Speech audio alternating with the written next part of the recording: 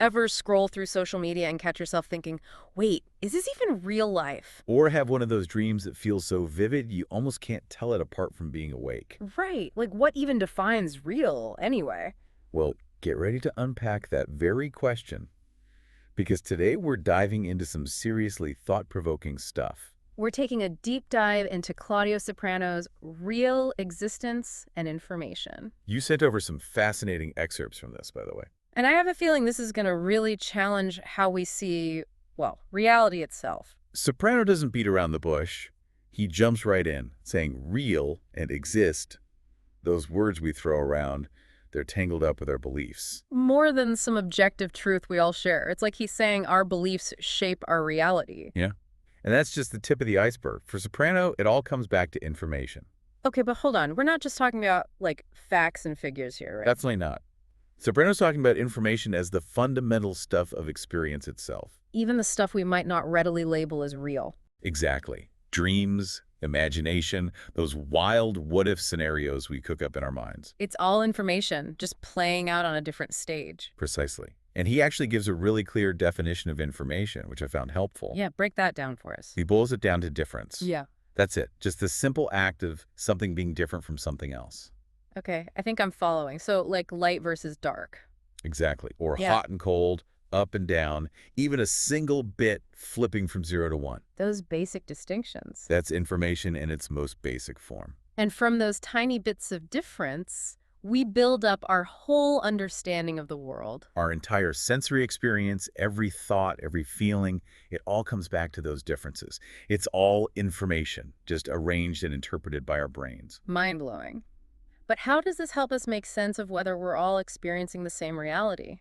Well, if information is the building block, then shared experience becomes the blueprint. Okay, I like that. Go on. Soprano suggests we look for common threads in our experiences. Can we agree on what we're seeing, hearing, feeling? Right, like you and I, are we both seeing this microphone? Exactly. Do the rules of physics seem consistent? Do cause and effect follow familiar patterns? He even uses our very conversation right now as a test case. Which I have to admit is pretty meta. Total mind bend. And this all leads to Soprano's most radical proposition.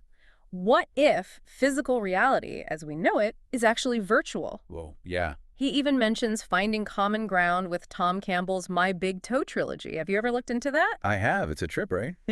Campbell really dives headfirst into the idea that our reality could be a super complex simulation. A simulation running on, you guessed it, information. Exactly.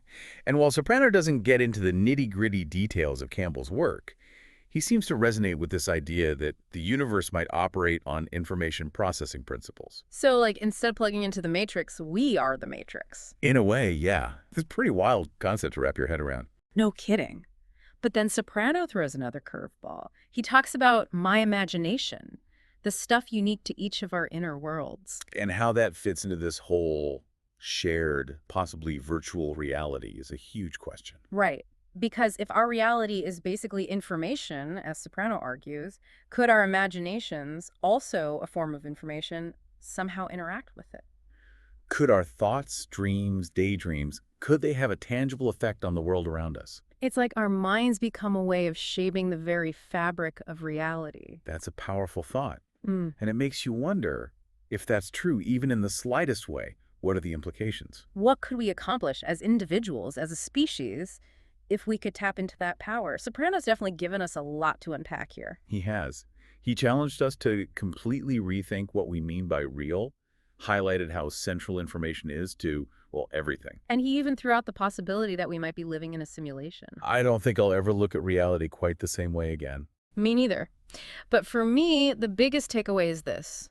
If our imaginations can, even in some small way, influence the reality we experience, what does that mean for us moving forward? It's a question worth pondering. That's something I'll be wrestling with long after this deep dive, and I hope our listeners will too.